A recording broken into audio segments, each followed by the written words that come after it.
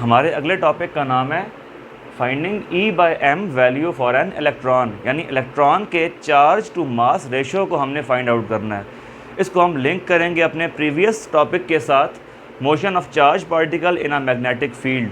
उसमें हमने क्या देखा था कि जो मैग्नेटिक फोर्स है QVB at 90 degree angle for force, ये इक्वल होगा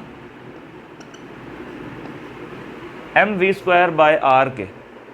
इसका मतलब क्या है कि वो चार्ज पार्टिकल या इलेक्ट्रॉन जो है ये मूव करेगा सर्कुलर पाथ में जब एंगल होगा 90 डिग्री का, यानी sin theta is equal to 90 degree. अब क्या होगा कि हमने इसको लेके आना है इन टर्म्स ऑफ इलेक्ट्रॉन। यहाँ चार्ज आ जाएगा इलेक्ट्रॉन का EVB equal to mv²/r। v को हमने v से कैंसिल किया, ये बना EB इक्वल टू mv/r। क्योंकि हम इलेक्ट्रॉन की फाइंड कर रहे हैं चार्ज टू मास रेशो, तो E/m is equal to v/br। अब हमने इस कॉन्सेप्ट को यूज़ करके तो charge to mass ratio find out कर लिया, लेकिन जिस स्पीड से इलेक्ट्रॉन मूव कर रहा है उस स्पीड को फाइंड आउट करना इतना ज़्यादा इजी नहीं है। लिहाजा हम एक ऐसा फार्मूला डिराइव करना चाहेंगे कि जिसमें ये वेलोसिटी ऑफ इलेक्ट्रॉन का फैक्टर इंक्लूडेड ना हो। तो हम अगर इसी फार्मूले के थ्रू फाइंड करें वैल्यू वेलोसिटी की, तो ये क्या होगी, ये हो जाएगी E/br/m। इसे हम क्या देते हैं इक्वेशन नंबर 1, ये इक्वेशन नंबर 2। अच्छा, अब बात यह है कि हमने फाइंड करना है इसके अंदर रेडियस। जिस रेडियस में, जिस सर्कुलर पाथ में इलेक्ट्रॉन मूव करेगा एट 90 डिग्री एंगल, जब वो आएगा मैग्नेटिक फील्ड वाले रीजन के अंदर, तो उसका रेडियस हमने फाइंड करना है, उसकी ट्रैजेक्टरी का, उसके पाथ का। उसके लिए हम क्या करेंगे, उसके लिए हमने एक लिया ग्लोब, मतलब हमने ग्लास का इस तरह की शेप का कंटेनर लिया, उसको हमने कनेक्ट कर दिया बैटरी के पोल्स के साथ। उस पर हमने अप्लाई की एक इलेक्ट्रिक फील्ड, ये पोटेंशियल है इसका V, और इस रीजन के अंदर करंट का फ्लो शुरू हो गया। इस ग्लोब के अंदर हमने प्लेस की हाइड्रोजन गैस या हीलियम गैस, या हम प्लेस कर सकते हैं कोई और नोबल गैस भी। तो अब क्या होगा कि जब करंट फ्लो करेगा, इलेक्ट्रॉन्स जाके कोलाइड करेंगे हाइड्रोजन या हीलियम गैस के मॉलिक्यूल्स के साथ, उनको वो एक्साइट करेंगे तो वो जाएंगे हाई एनर्जी स्टेट के अंदर, और ऑन डी एक्साइटेशन वो अपनी एनर्जी को एमिट करेंगे लाइट एनर्जी की फॉर्म में। लिहाजा क्या होगा कि जो पाथ है उनका वो यूं सर्कुलर तो होगा, लेकिन वो विजिबल हो जाएगा क्योंकि वो लाइट को एमिट कर रहे होंगे। और ये सारा काम तब होगा कि जब हम इस पूरे असेंबली को प्लेस करेंगे मैग्नेट के पोल्स के बीच में या मैग्नेटिक फील्ड वाले रीजन के बीच में, क्योंकि motion of charge particle is inside the magnetic field region. तो ये इसका हो गया मैग्नेट के पोल्स।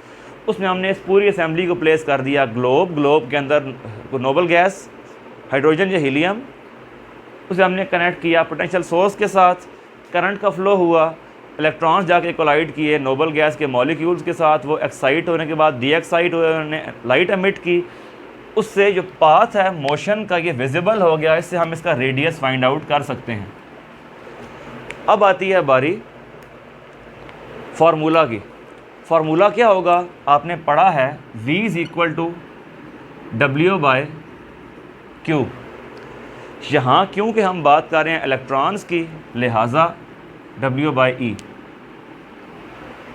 तो W हमारे पास क्या आ जाएगा, VE, यानी potential difference times the charge of single electron.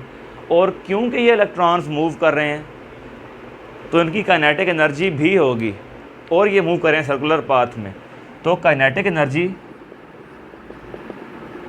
Equal हो जाएगी हाफ mv² के। और ये काइनेटिक एनर्जी किस फॉर्म में अपीयर होगी? In the form of work done, because electrons पर वर्क डन हो रहा है तो वो मूव कर रहे हैं सर्कुलर पाथ के अंदर, लिहाजा it is equal to work done. तो हम इन दोनों इक्वेशंस को आपस में कंपेयर कर सकते हैं। हमने इनको कंपेयर किया आपस में, तो हमें क्या मिला?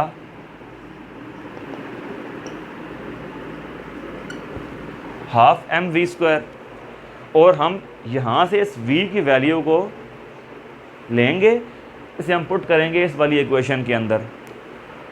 अब क्या होगा?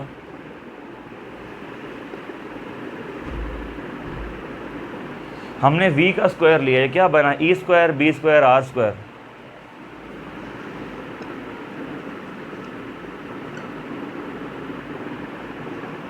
Bye this m square.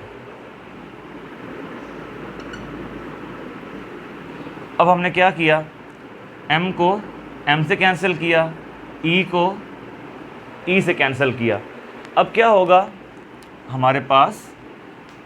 हमने निकालनी है value e by m for electron. तो हम क्या करेंगे? e बाय m ये किसकी इक्वल हो जाएगा? ये 2 यहाँ जाके मल्टीप्लाई हुआ 2v, और ये डिवाइड किससे होगा आके? b square by R square. यूँ हमने एक फार्मूला डिराइव किया इलेक्ट्रॉन के चार्ज टू मास रेशो का, जो इंडिपेंडेंट है इस वेलोसिटी की वैल्यू से। अब यहाँ हमारे पास पोटेंशियल डिफरेंस का फैक्टर इंक्लूड हो गया, क्योंकि पोटेंशियल हम अपनी मर्ज़ी का अप्लाई करेंगे, लिहाजा हमें इसकी वैल्यू नोन होगी।